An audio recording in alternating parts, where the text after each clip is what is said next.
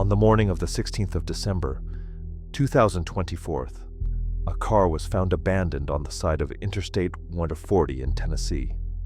Its owner, Ronald Dumas Jr., had disappeared without a trace. But the most disturbing and inexplicable detail was his mobile phone. According to the cellular network, at the very time that the empty car was parked on the side of the road, the phone kept traveling west at 60 miles per hour, moving further and further away. This digital ghost, traveling down the highway separate from its owner, was the first paradox in a case where logic and common sense would continually give way to an unsolvable mystery. This story was not born in a remote taiga or on an island lost in the ocean. It was born in the heart of the American South, in Huntsville, Alabama, in the quiet bustle of the days before Christmas. Ronald Dumas' world was a world of light-filled streets, family dinners, and successful property deals. Nothing in his measured life foreshadowed a collision with the violent, irrational force that awaited him outside the liquor shop that evening. Tragedy rarely warns of its visit, and it is its mundane beginnings that make it especially frightening. At the center of this paradox was the man least suited to be the victim of mysterious circumstances. 37-year-old Ronald Leslie Dumas Jr. was a pillar of his family and community. A successful realtor, a caring father of 3, he was a man predictable in the best sense of the word. His loved ones would dismiss any version of his voluntary disappearance from the beginning, repeating the same phrase as an unshakable truth. He would never abandon his children. This characterization will be the starting point for the whole investigation. If a man like Ronnie has disappeared, then something extraordinary has happened. But it was here, in the first hours, that the first, almost invisible rift emerged. A rift between the family's intuition and official protocol. When news of the abandoned car in another state reached the Huntsville Police Department, the reaction was subdued. To them, it was a missing adult male case. There are hundreds of such cases. The protocol demanded proof, facts, evidence that pointed to a crime. And there wasn't any. The family had a different kind of evidence that could not be admitted into the record. A deep, intuitive knowledge of Ronald's character. They sensed from the first moments that disaster had struck, but their fears were shattered by a wall of procedural caution. This conflict, this discrepancy between premonition and protocol, defined the first, most precious days of the investigation, when the trail had yet to cool. The family cried out for a kidnapping, while the police continued to consider the theory that Ronald Dumas had simply left on his own. The 15th of December in the year 2024 was the last day when Ronald Dumas's life was subject to the usual order.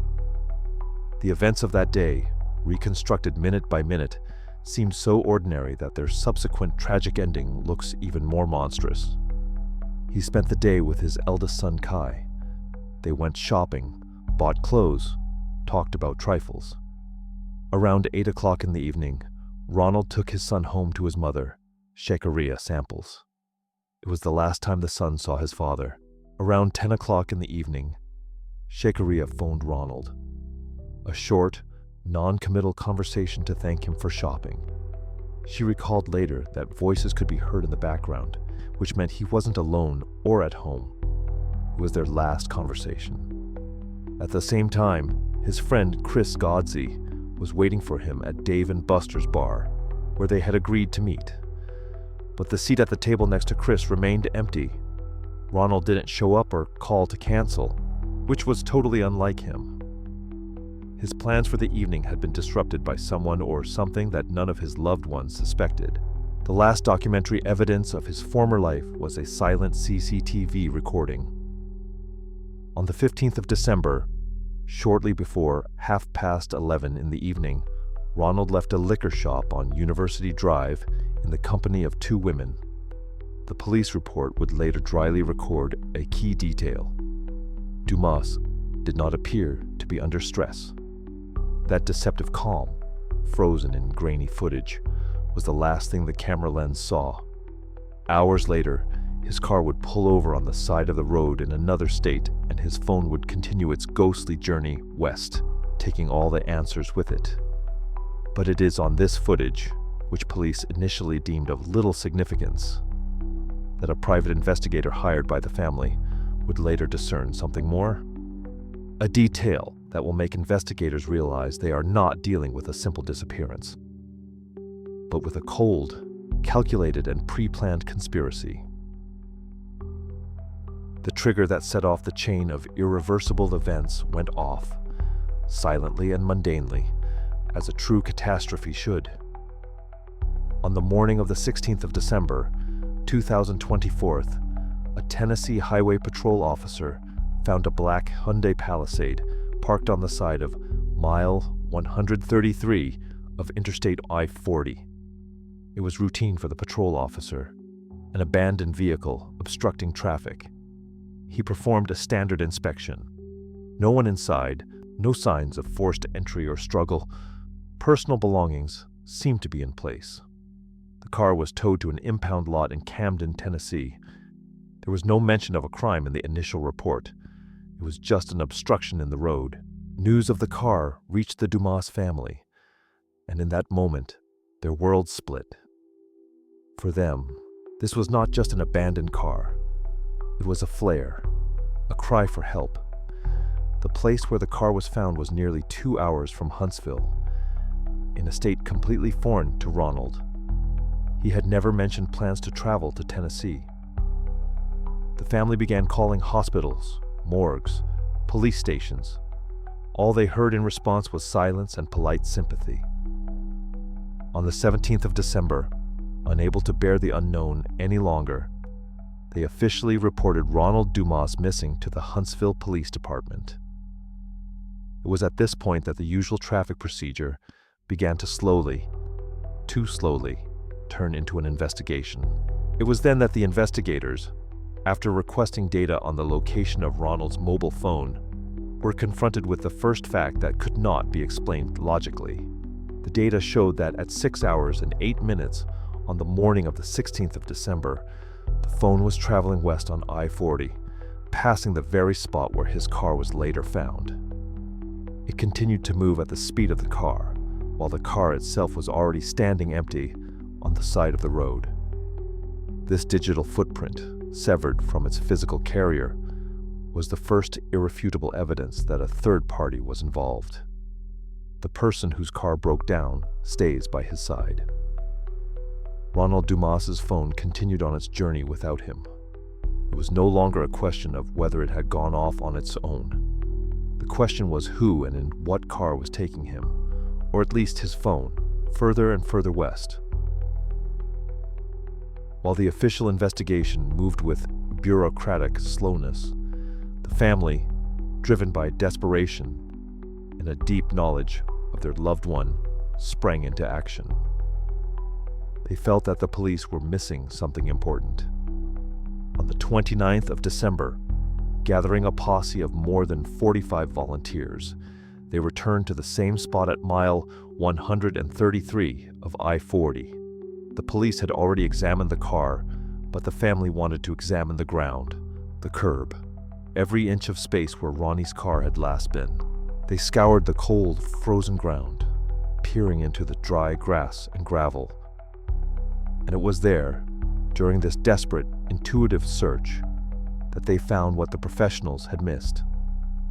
One of the volunteers, inspecting the interior of a towed car they were allowed to inspect, noticed something odd. Under the driver's seat, wedged into the metal skid rails, were grits of something that was completely out of place. It was fine.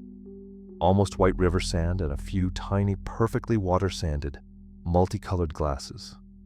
The kind you'd find on old beaches, where the waves had been grinding broken glass for decades.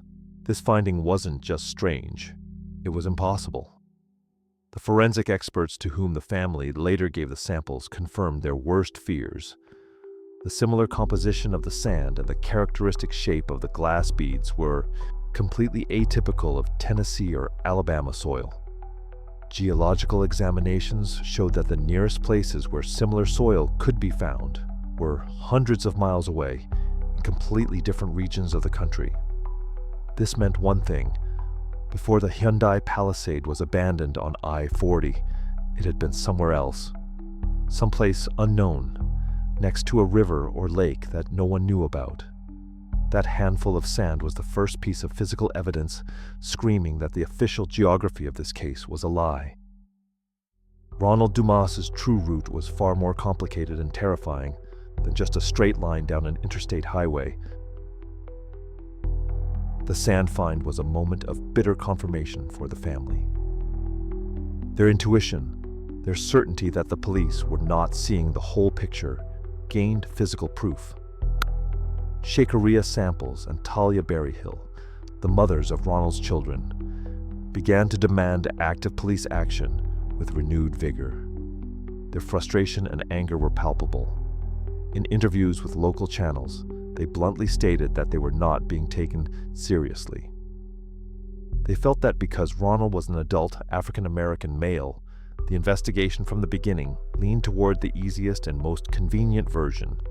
He had simply left, had a fling, decided to disappear. It wasn't a mental breakdown, Shakaria repeated to reporters. He would never do that to his children. The Huntsville Police Department's response, at least publicly, remained restrained. In January of 2025, almost a month after the disappearance, their official stance was voiced with extreme caution. There is no basis or evidence to suggest that Dumas is in danger or has been abducted at this time. They pointed out that repeated inspections of the car showed no signs of struggle or violence.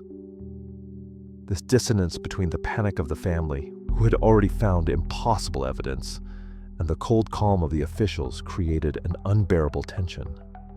The family saw a mass of behavioral and now physical evidence of disaster. The police saw the absence of blood and shell casings. It was a classic conflict between two realities: the reality of loved ones who know the person, and the reality of a protocol that requires certain standardized evidence of a crime. Feeling like they weren't being heard, the family took a desperate step. They launched a campaign on GoFundMe to raise money for a private investigator. They wanted to find someone who would look for answers, not reasons to deem the case unpromising. Raising nearly $9,000 and hiring a professional was their response to the system's inaction. They weren't going to wait any longer. The decision to hire a private detective was a point of no return. It was not just an addition to the official investigation, but a tacit acknowledgement of its failure. This step changed the family's tactics. From petitioners, they became active participants, leading their own parallel line of inquiry. And this line would soon intersect with the official one, changing it forever. It was the private investigator, the family later claimed, who did what the police did not do in the early days. He didn't just watch the video from the liquor shop. He began methodically working the entire surrounding area, requesting footage from all the cameras that might have captured the car park or the street. He operated on the presumption that Dumas had been kidnapped, which meant the kidnappers must have had a plan and possibly a surveillance vehicle. He looked for inconsistencies in the illusion of security that the camera at the entrance to the shop had captured.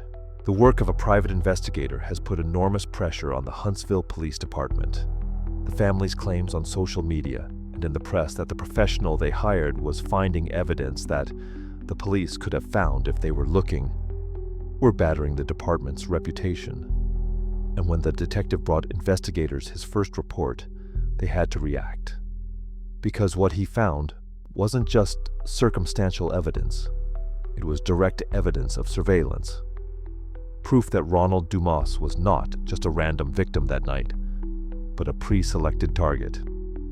This new information, gained through the family's persistence and the work of one man, was the operational twist that forced the police to finally reclassify the case and throw all available resources at it.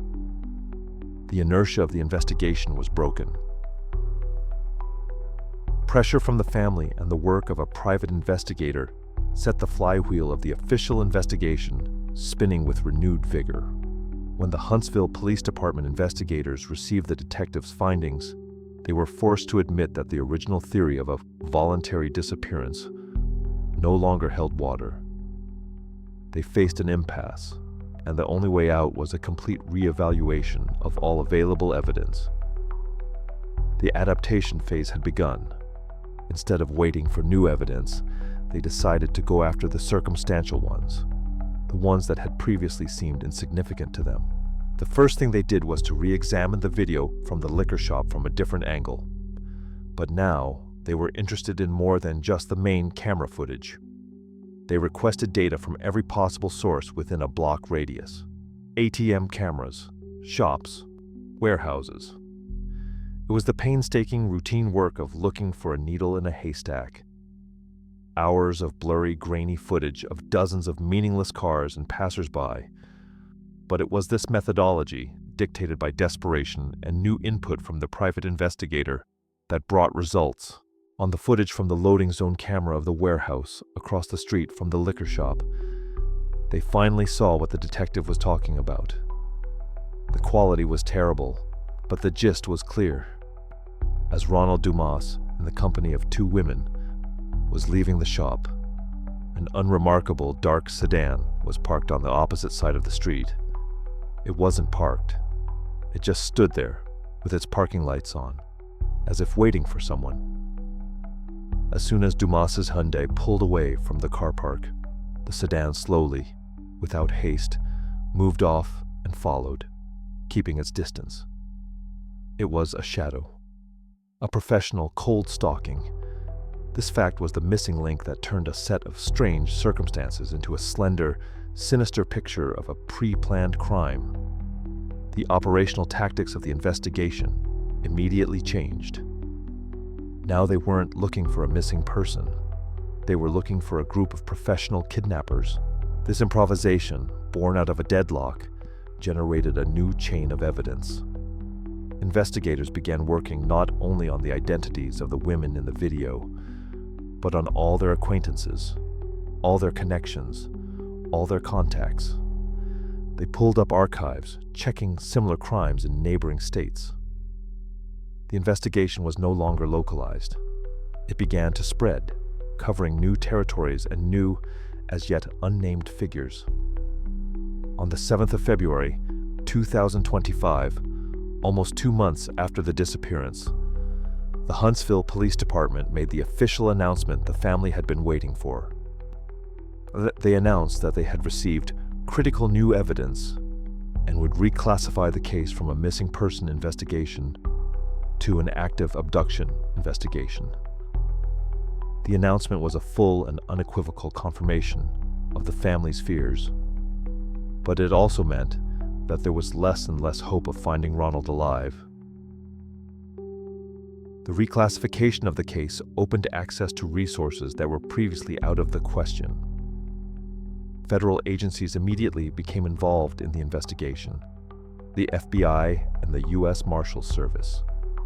Their jurisdiction across state lines was vital to a case that already covered Alabama and Tennessee, and now, as it turned out, stretched to the borders of Mississippi. The whole investigative posture changed from "where is he?" to "who kidnapped him and where are they?" With the assistance of the FBI, who had access to deeper cellular network data and intelligence, the suspects were linked to a specific area. Analyzing the women's movements and contacts from the video led them to the city of Memphis, Tennessee. That is where the key individuals appeared to reside. This shift in geographic focus was a direct result of identifying suspects rather than simply tracking a phone. And although Ronald's phone had last signaled south of Memphis, the investigation now had specific, credible information that allowed them to narrow the search area. It was a 450-acre area south of Memphis, extending into northern Mississippi, a parcel of land associated with one of the suspects. On the 6th of February, The day before the kidnapping was officially announced, a massive but unadvertised search operation began. 20 investigators from the Huntsville Police Department, the Memphis Police Department, and the DeSoto County Sheriff's Office were deployed to the scene. They were joined by Southeastern Search Dogs Canine Unit, with the region's best search dogs. The area was combed using drones equipped with thermal imaging cameras. Forensic investigators searched every inch of ground. It was hard, grueling work in the face of uncertainty. Cold February weather, viscous mud, dense thickets. The rescuers set up a temporary camp and worked from dawn to dusk, rotating the shifts. Nights were cold, communications unstable. A constant tension hung in the air. They were looking for a body. Everyone realized it, though no one said it out loud. They were looking for a place where the kidnappers could dispose of Ronald Dumas. The days merged into one endless, monotonous search. Square by square, they scoured the vast territory but found nothing. No signs of struggle, no abandoned things, no freshly dug earth. A void. This emptiness pressed the investigators harder than physical fatigue. They worked to the limit, but the earth, to which all the evidence pointed, was silent. It kept its secret, and this silence was almost palpable, ominous. It seemed they were looking in the wrong place, or worse, looking for something that had never been here. On the third day of the search operation, when physical and nervous exhaustion reached its limit, something happened that finally knocked the ground out from under the feet of even the most experienced investigators. It wasn't an explosion or the discovery of a body. It was something more subtle and therefore more disturbing. Canine units working in the southern part of the search area encountered an anomaly they could not explain. The best bloodhounds, trained to find human remains in all conditions, were behaving strangely. They were confidently picking up the trail from the country road that led deep into the territory. They walked with excitement, indicating that the target was close. But at one and the same point, in a small, unremarkable clearing overgrown with sparse bushes, the same thing happened. The dogs stopped abruptly, whimpered, circled in place, and then, tucking their tails, refused to move on. They looked at their guides with obvious confusion and fear, as if the trail they were so confidently leading had simply vanished into thin air. The cynologist tried other dogs at this spot, from different calculations, but the result was identical. At one particular point in the clearing, Ronald Dumas' trail had broken off. This inexplicable behavior of the dogs became a source of controversy and silent irritation in the camp. Some believed that some chemical spilled on the ground was to blame. Others blamed it on wild animals that had broken the trail, but no one could clearly explain why it was happening with such frightening precision in the same place. This clearing had become a cursed place, a point of irrationality in the middle of a methodical police investigation. That same evening, as investigators at the camp were trying to make sense of what had happened, the long-awaited results of the analysis of the corrupted file extracted from the last signal of Dumas's phone arrived from the FBI lab at Quantico. Technicians had been working for weeks to recover the data, and what they were able to get only added to the absurdity of the whole picture. It was a 1-second audio file. There were no screams, no voices, no gunshots.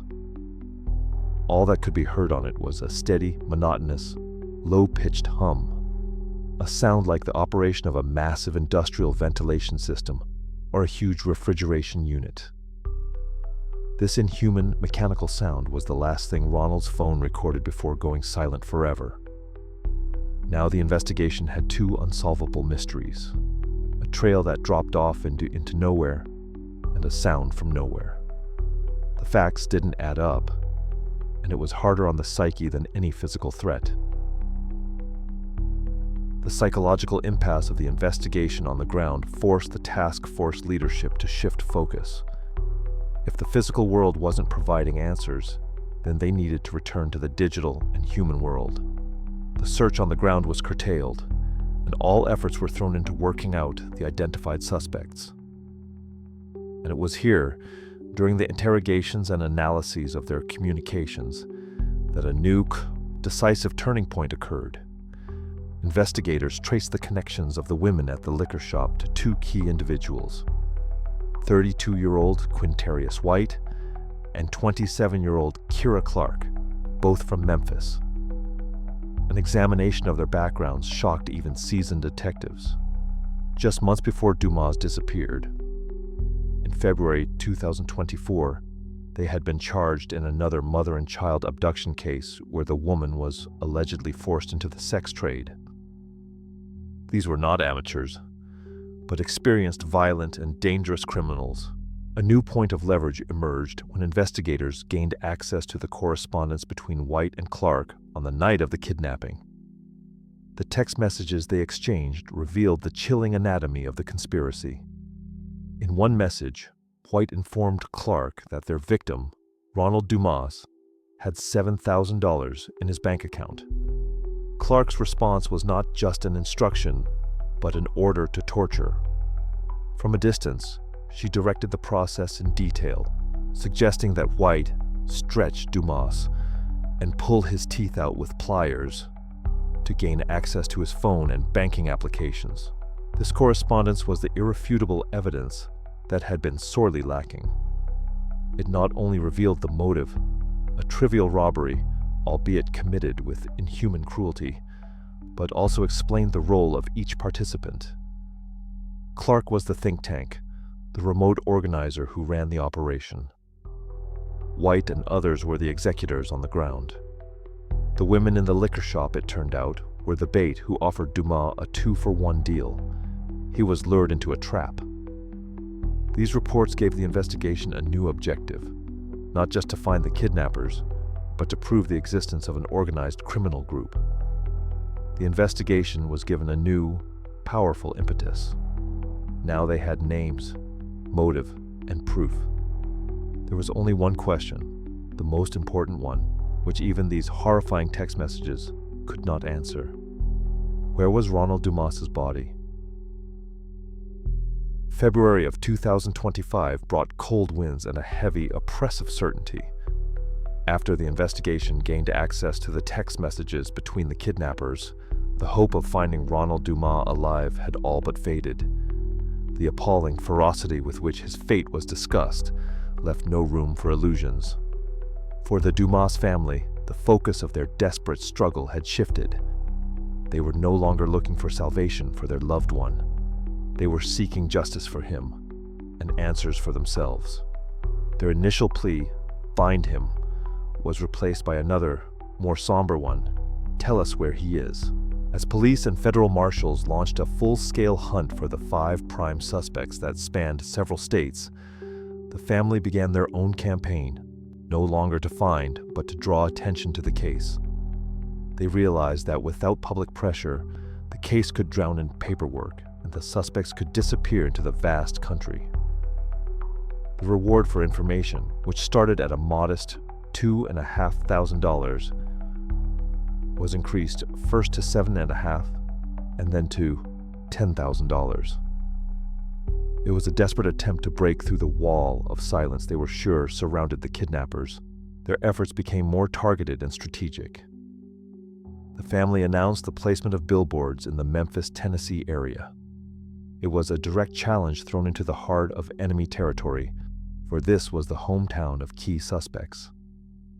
Huge billboards with a picture of a smiling Ronald Dumas, and the amount of the reward were to be stared at by those who might know something. Their friends, their neighbors, their relatives. It was psychological warfare in which the family used the only resource available to them: publicity. They were constantly appearing in the media, giving interviews, holding press conferences, sometimes in conjunction with the National Association for the Advancement of Colored People. Their constant presence in the media field served the dual purpose of generating new leads and keeping law enforcement on its toes. After feeling ignored at the outset, the family took on the role of not only Ronald's defenders, but observers of the investigation itself, not allowing it to disappear from the news headlines. At the same time, the official operation to catch the perpetrators was underway, but its details were kept top secret. For the public and the family, it was an agonizing time of waiting. Days turned into weeks and there was no news. It seemed that the suspects who had shown such calculated cruelty were equally calculated to flee. The hope that their capture would shed light on Ronald's whereabouts melted away with each passing day. The atmosphere grew more and more oppressive. There were too many mysteries and still no answers.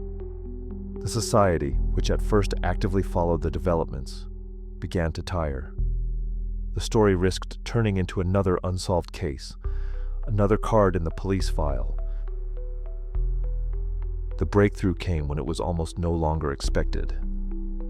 Coordinated action by several law enforcement agencies bore fruit. In a series of raids in Memphis, arrests were made. The first to be taken into custody were the secondary members of the conspiracy, those accused of harboring the main suspects. And then the key targets, Intajandorde, Quintarius White, and Kira Clark, also fell into the hands of justice. Their capture was the culmination of a months-long manhunt. The operation to find the criminals was complete.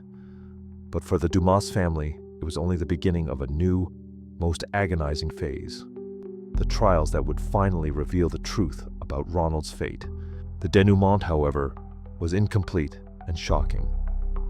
The courtroom replaced the crime scene as the main arena for disclosure, and what was heard there horrified the public. Most telling was the hearing for Kira Clark, extradited from Tennessee to Alabama. It was there, at an Anaya law hearing deciding whether to deny bail, that prosecutors first publicly announced the details of the conspiracy. The Madison County courtroom listened in sepulchral silence. Prosecutors read the text messages Clark exchanged with White. The $7,000 motive became known. But the most shocking part was her cold-blooded and detailed torture instructions. Suggestions to stretch Dumas and pull his teeth out with pliers to gain access to his phone sounded like a script from a horror film. The court hearings became the only source of information. They were piecing together a picture of what had happened, but each new fragment only added to the family's pain. It became known that two women, Kylisha McKenney and Sabrina Chambers, with whom Dumas was seen in the liquor shop, were allegedly involved in prostitution and had lured him into a trap. 3 of the 5 main suspects, Toure McLaurin, Sabrina Chambers, and Carissa Cash, were still wanted. But even the arrest of think tank Kira Clark and key enforcer Quintarius White did not bring a major answer. Despite all the evidence and detailed allegations made in court, no public statements were made at any of the sessions about the whereabouts or condition of Ronald Dumas Jr. The operation to catch the criminals was completed successfully. The legal machinery of justice had begun its work. But for the family, this was not a denouement. It was a confirmation of their worst fears, served up under a sauce of legal language and procedural rules. They got the official version, but they didn't get closure. Justice for the alleged perpetrators had begun, but justice for the Dumas family remained incomplete. The arrests did not bring relief. They brought only a new, even deeper and more agonizing form of uncertainty. The official version of the Ronald Dumas Jr. disappearance case now sounds simple and scary. It was the story of a brutal, financially motivated kidnapping planned and executed by a network of dangerous criminals. The victim was chosen at random, lured into a trap, kidnapped and allegedly murdered for access to a $7,000 bank account. The prosecutor's office is confident it can prove the guilt of those arrested. For the justice system, the case is nearing its logical conclusion. But if you look beyond the protocols and court reports, it becomes clear. The official version does not explain even half of the oddities that have plagued the case since day one. The question of the handful of river sand and polished glass found in the car remains open. This evidence has never been explained. It points to an unknown location that is not in any report, to an intermediate point on the kidnapper's route that has remained a mystery. What was this place, and why did Ronald's car visit it before it was abandoned on a Tennessee highway? The behavior of the FBI's top search dogs in that very clearing south of Memphis remains unexplained. Why did the trail of professionally trained trackers, capable of finding months-old footprints, break at the same point, as if a person had simply vanished into thin air? Was it the result of a chemical attack on the soil? Or was it really the point where all logic breaks down? The dark sedan that shadowed Dumas's car from the liquor shop remains a mystery. Was it the car of one of the known co-conspirators? Or was there another, unknown player in the case whose role has never been established?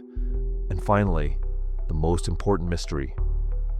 A phrase uttered by one of the co-conspirators, Dedrick Woodard, during interrogation.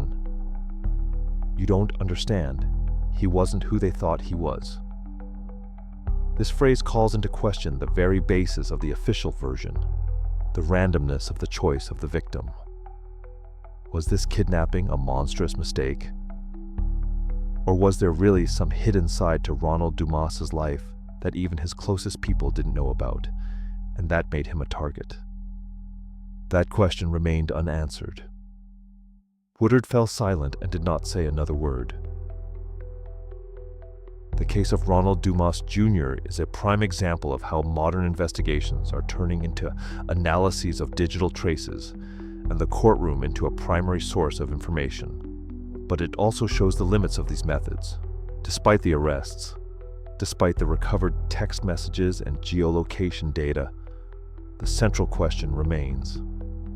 Ronald's body was never found.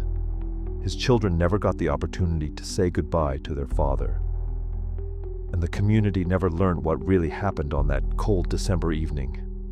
A story that began with a simple paradox, a moving phone and a standing car, ended with an even more complex paradox.